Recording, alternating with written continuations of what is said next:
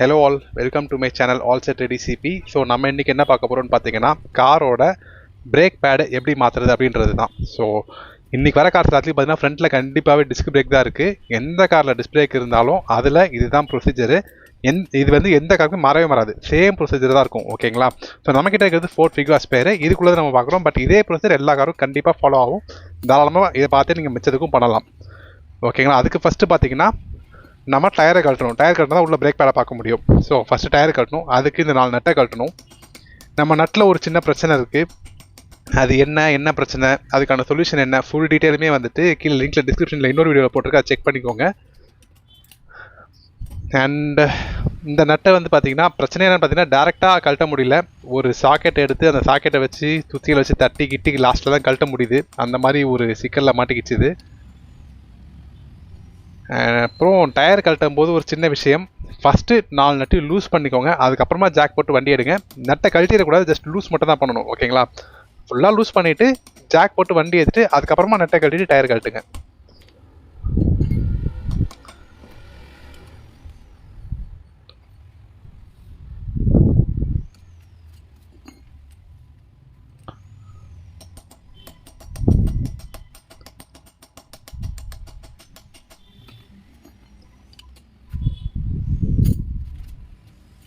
அந்த ஸ்லிப் ஆகுது பார்த்தீங்களா, அதுதான் இதில் இருந்த பெரிய பிரச்சனை. ஸ்லிப் ஆகிட்டே கிடக்கும். ஒரு ஹைவேஸில் போய் சிக்கினா ரொம்ப கஷ்டம். ஸோ அதுக்கு என்ன சொல்யூஷன், எப்படி மாற்றணும், என்ன டீட்டெயில் கிளியராகவே இருக்கும். கீழே லிங்க்கில் செக் பண்ணிக்கோங்க. இது இந்த காருங்களே வேறு ஏதாவது காரில் இந்த பிரச்சனை ஃபேஸ் பண்ணால் அது யூஸ் பண்ணிக்கோங்க. ஸோ இப்போ 4 நட்டை லூஸ் பண்ணியாச்சு. இப்போ ஜாக் போடணும். ஜாக் போடும்போது பொசிஷன் பார்த்தீங்கன்னா, கீழே குனிஞ்சு பார்த்தீங்கன்னா 2 டாட் இருக்குது பாருங்கள் மேலே. இந்த ஒரு டாட், அந்த ஒரு டாட், அது ரெண்டுத்துக்கும் நடுவில் இருக்கிற பொசிஷன். ஸோ இந்த டாட்டுக்கும் இந்த டாட்டுக்கும் நடுவில் இருக்கிற பொசிஷன் தான் ஜாக்கோட பொசிஷன். அந்த இடத்துல வச்சு ஏற்றுனீங்கன்னா சரன்னு மேலே ஏறிடும்.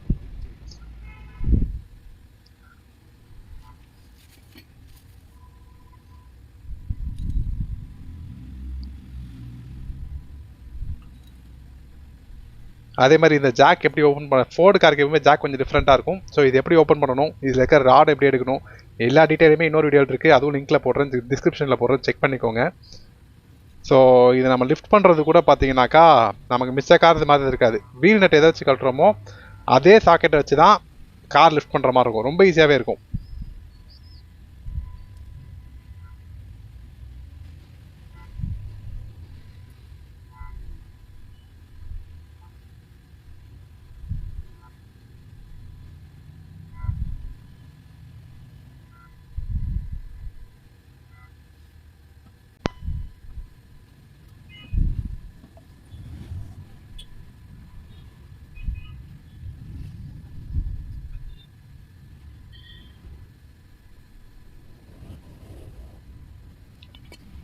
ஸோ வண்டி தேவையான லிஃப்ட் பண்ணியாச்சு. இப்போது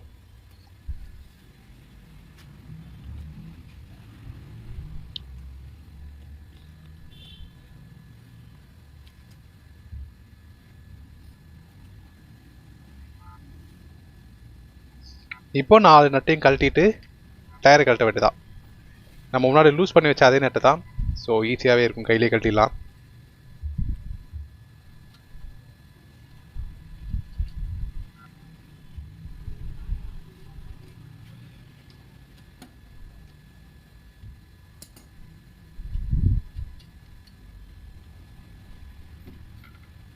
ஓகே, ஸோ இப்போ டயர் வந்துருச்சு. டயரை வெளில எடுத்துடலாம்.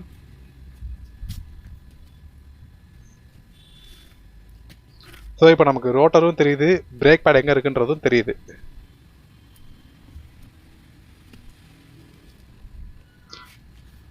ஸோ இதுக்குள்ளே தான் நமக்கு பிரேக் காலிப்பர் இருக்கும், ஐ மீன் பிரேக் பேட் இருக்கும். ஸோ அதுக்கு ஃபஸ்ட்டு அந்த நெட்டை கழட்டணும்.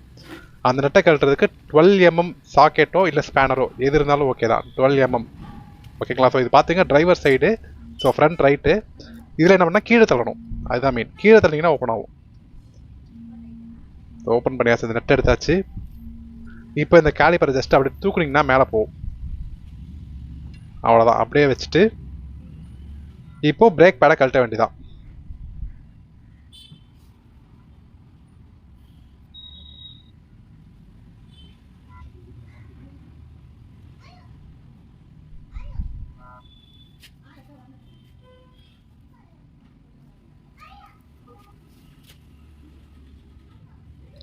அது பார்த்தீங்கன்னா மேலேயும் கீழே சின்ன கிளிப்பில் லாக் ஆகிருக்கும். நம்ம ஜஸ்ட் பொறுமையாக இழுத்திங்கனாலே வெளில வந்துடும். வேறு ஒன்றுமே கிடையாது. ரொம்ப ரொம்ப சிம்பிள். தனியாக லாக் வைக்க எதுவுமே இல்லை இதுக்கு. பொறுமையாக தள்ளுங்க இந்த பக்கமும் அந்த பக்கம். ஸோ 2 பக்கம் பிரேக் பேட் எடுத்தாச்சு. அப்படியே செக் பண்ணி பாருங்கள். ஃபுல்லாக தேஞ்சு போயிடுச்சு. துளி கூட லெஃப்ட் ஓவரே இல்லை, அந்த அளவுக்கு போயிடுச்சு. ஸோ 36 கிலோமீட்டர் ஓடுறதுக்கு நம்ம வண்டி மொத்தமாக காலி பிரேக் பேடு. இதுக்கு மேலே ஓட்டணும் என்ன பண்ணோம், ரோட்டரில் கோடு போட ஆரம்பிச்சிடும். அது கோடு போச்சுன்னா ரோட்டர் மாத்திர மாதிரி ஆகும், செலவு எங்கேயோ போயிடும். ஸோ எப்போவுமே ஒரு 35,000 கிலோமீட்டர்ஸில் பிரேக் பேட் நல்லாவே இருந்தால் கூட மாற்றுறது ஒரு ஹேபிட்டாக வச்சுக்கோங்க. 35,000 மாற்றுங்க, எனக்கு தெரிஞ்சது ஐடியலாகவே இருக்கும். சம்டைம்ஸ் சொல்லுவாங்க இன்னும் 20% இருக்குது 30% இருக்குன்ட்டு. பட் 20-30 வச்சு நம்ம ஓட்டு ரிஸ்க் எடுக்கிறத விட மாற்றுறது நல்லது. நெக்ஸ்ட் பார்த்தீங்கன்னா நம்ம ஒர்த் பிராண்டில் ஒரு பிரேக் கிளீனர் லிக்விட் ஒன்று வாங்கி வச்சிருந்தோம். இது என்ன பண்ணணும்னா அதில் ஒட்டிருக்கிற ஆயிலு, கிரீஸு, மட்டு எது இருந்தாலும் மொத்தத்தையும் எடுத்துரும். துளி கூட ரெசிடியூ வைக்காது, இன்ஸ்டன்ட்டாக எவாப்ரேட் ஆயிரும். ஏன்னா அது பிரேக் பேடை க்ளீன் பண்ணுறதுக்குனே உள்ள ஒரு லிக்விடு. நிறைய பேர் கேட்கலாம் இதுக்கு நம்ம WD-40 யூஸ் பண்ணலாமேன்ட்டு. பட் WD-40 பார்த்தீங்கன்னா எவாப்ரேட் ஆகிறதுக்கான டைம் கொஞ்சம் ஜாஸ்தி. அதே மாதிரி அதோட மீன் பர்பஸே இது கிடையாது. ஸோ கொஞ்சம் ரெசிடியூ விட்டாலும் நம்ம பிரேக் பிடிக்கும் போது வலிக்கு விட்டுச்சுன்னா ஒன்றுமே பண்ண முடியாது. ஸோ எப்போவுமே அதுக்குன்னு உள்ளதை அதுக்கு யூஸ் பண்ணுறது நல்லது. அதே மாதிரி நம்மளா வீட்டில் பண்ணும்போது இதுதான் நமக்கு இருக்கிற ப்ளஸ். இந்த மாதிரி எக்ஸ்ட்ரா கேர் எடுத்து நம்ம இன்னும் கொஞ்சம் கேர் டேக் பண்ணிக்க முடியும். இந்த மாதிரி லிக்விடை போடுறது அது இதுன்ட்டு. ஸோ லிக்விடை போட்டு ஃபுல்லாக இந்த பக்கம் தொடச்சாச்சு. அதே மாதிரி அந்த பக்கமும் நம்ம பண்ணிக்கலாம். ஜென்ரலாக ஃப்ரண்ட்டில் மட்டும் தான் க்ளீன் பண்ணுவாங்க எல்லாருமே. ஏன்னா பின்னாடி பக்கத்து கிரீஸோ இதுவோ போகிறதுக்கான வாய்ப்புகள் ரொம்ப கம்மி. இந்த சைடை தான் ரோட்டில் இருக்கிறது எல்லாமே அட்ராக்ட் பண்ணி இங்கே தான் ஜாஸ்தி மாட்டோம். அதனால் இந்த சைடு தான் ஜாஸ்தி போட்டு க்ளீன் பண்ணுவாங்க. பட் நமக்கு என்னன்னா வீட்டில் நம்மளே பண்ணிக்கும் போது பின்னாடி பக்கமும் நம்மளால் க்ளீன் பண்ணிக்க முடியும். இந்த மாதிரி ரொட்டேட் பண்ணிவிட்டு நல்லா ஒரு துணி வச்சு ஃபுல்லாத்தையும் வைப் ஆஃப் பண்ணிடுங்க. ஸோ தட் அந்த ரோட்டரை வந்து பக்கா கிளியர் ஆயிரும்.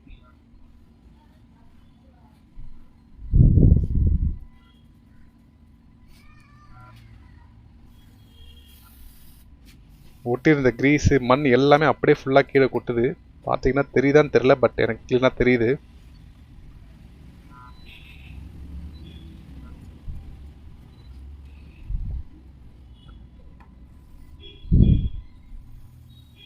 எங்கெல்லாம் அந்த மண் கிரீஸ் எல்லாம் இருக்கும்னு தோணுதோ அங்கெல்லாம் போட்டிங்கன்னா எல்லாத்தையும் வெளில தள்ளி விட்டுருது. அந்த மாதிரி வேலையை தான் இது பண்ணுது ஆக்சுவலாக.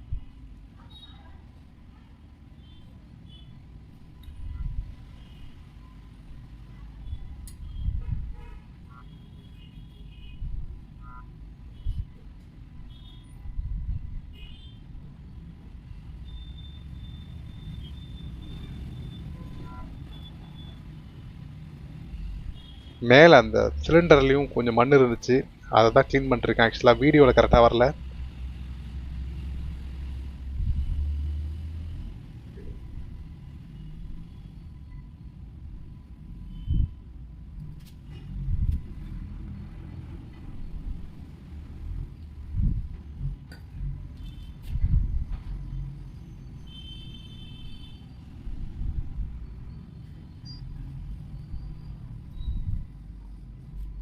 ரைட்டு, இப்போ ஃபுல்லாகவே கிளியராக தொடச்சாச்சு.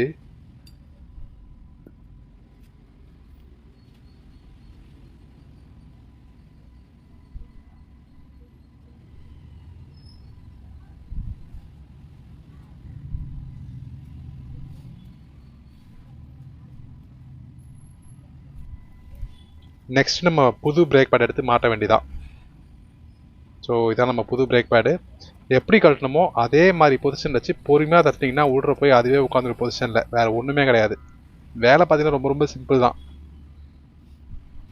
ஸோ ஒரு பக்கம் மாட்டியாச்சு, அதே மாதிரி அந்த சைடும் பொறுமையாக தள்ளணும். அவ்வளோதான், மாட்டிக்கிச்சு. ஸோ 2 பக்கம் பிரேக் பேட் முடிஞ்சு. இப்போ இது மேலே உள்ள கேலிப்பர் முன்னா மூட மாட்டேங்குது. என்ன ரீசன் பார்த்தீங்கன்னா அதில் அந்த சிலிண்டர் இருக்கும், அது வந்து முன்னாடி தள்ளிக்கிட்டு இருக்கும். அதை நம்ம வந்து உள் பக்கம் தள்ளணும். அந்த கேலிப்பரில் பார்த்தீங்கன்னா ஒரு சிலிண்டர் இருக்கும். அதுக்கு நம்ம என்ன பண்ண போகிறோம், நம்மள்ட்ட இருக்க இந்த ராட் இருக்குல்ல அதை வச்சு உள்ளே தள்ளிக்கிட்டே இருக்கணும். ரொம்ப பொறுமையாக தான் உள்ளே போவோம். இந்த ஸ்டெப் மட்டும் உங்களுக்கு கரெக்டாக தெரியலன்ற பட்சத்தில் லெஃப்ட் சைடு மாற்றினதில் பாருங்கள், அதில் கிளியராக இருக்கும். அந்த லிங்க்கும் கீழே டிஸ்கிரிப்ஷனில் கொடுக்க, செக் பண்ணிக்கோங்க. ஏன்னா அந்த சிலிண்டர்னா என்ன, அது எப்படி தள்ளுறோன்றது மட்டும் அது மட்டும் இதில் கொஞ்சம் மிஸ் ஆயிடுச்சு, கரெக்டாக தெரியல பொசிஷனில்.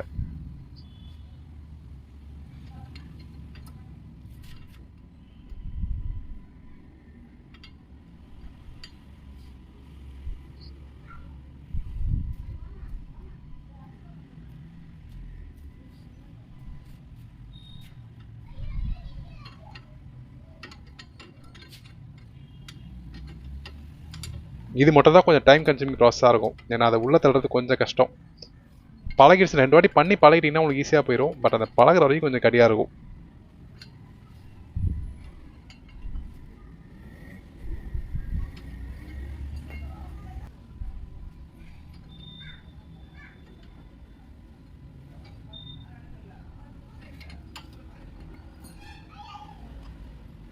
இன்னுமே பார்த்தீங்கன்னா கரெக்டாக ஃபிட் ஆகலை. ஸோ இன்னும் கொஞ்சமும் உள்ளே தள்ளணும்.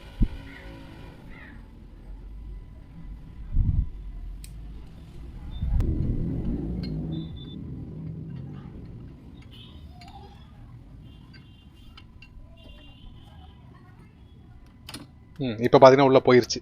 பர்ஃபெக்ட். Next reverse process. எந்த நட்டை கழட்டணுமோ அந்த நட்டை திரும்பி போட வேண்டியதான். அதே 12 mm நட்டு தான்.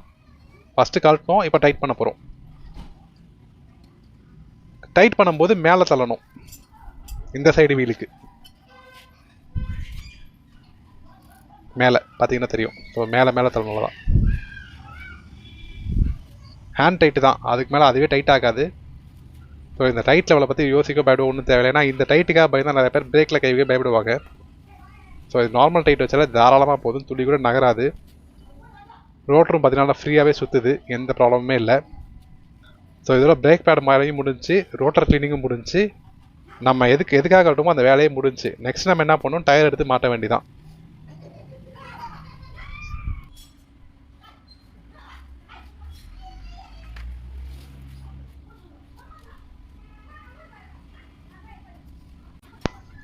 ஸோ டயர் மாட்டுறது நார்மல் ப்ரொசீஜர் தான். நமக்கு ஹைட்டு பத்தலை, ஸோ இன்னும் கொஞ்சம் வண்டி மேலே ஏற்றுறோம். ஃபிட் ஆகிடுச்சு. நெக்ஸ்ட்டு 4 நட்டையும் போட்டு ஃபஸ்ட்டு டைட் பண்ணிக்கணும். அதுக்கப்புறமா ஜாக்லேருந்து வண்டிக்கு ரிலீஸ் பண்ணணும். ரிலீஸ் பண்ணிவிட்டு அதுக்கப்புறமா திரும்பி டைட் பண்ணணும். அப்படி டைட் பண்ணும்போது ஆக்சுவல் டைட் இருக்கும் பார்த்தீங்களா, அப்போ டைட் பண்ணும்போது பார்த்தீங்கன்னா ஒரு சின்ன ரூல் இருக்குது. என்னென்னு பார்த்தீங்கன்னா 1 2 3 4ன்ற ஆர்டரில் நெட் இருக்கும். டைட் பண்ணும்போது 1 3 2 4 அப்படி டைட் பண்ணணும். ஸோ ஆப்போசிட்டில் இருக்கிறத ஃபஸ்ட்டு டைட் பண்ணணும். அதுதான் முக்கியமான ஒரு விஷயம். இப்போ 4 நட்டு போட்டாச்சு. வண்டியை ஃபுல்லாக கீழே இறக்கிட்டு நான் சொன்ன மாதிரி நெக்ஸ்ட் இப்போ ஸ்பேனர் வச்சு டைட் பண்ணும்போது 1 3 2 4 அப்படின்னு டைட் பண்ணிங்கன்னா மொத்த வேலையும் முடிஞ்சு. ஸோ பிரேக் பேட் வேலையே மொத்தமாக முடிஞ்சு. இதில் பார்த்தீங்கன்னா தெரியும், ஆப்போசிட் தான் நான் டைட் பண்ணிருக்கேன். நம்ம வீல் நட்டில் இஷ்யூ இருக்கிறதுனால கொஞ்சம் சுற்றியெல்லாம் யூஸ் பண்ண வேண்டியதாக இருக்குது. மிச்சப்படி ஒன்றும் ப்ராப்ளம் இல்லை. ஸோ இந்த வீடியோ ஃபுல்லாக முடிஞ்சு. லெஃப்ட் சைட் நான் சொன்ன மாதிரி அதுக்கு வீடியோவோட லிங்க்கு கீழே இருக்குது, செக் பண்ணிக்கோங்க. ஸோ அவ்வளோதாங்க. ஸோ மறக்காமல் நம்ம சேனல் லைக் பண்ணுங்கள், ஷேர் பண்ணுங்கள், சப்ஸ்கிரைப் பண்ணுங்கள். தேங்க்யூ.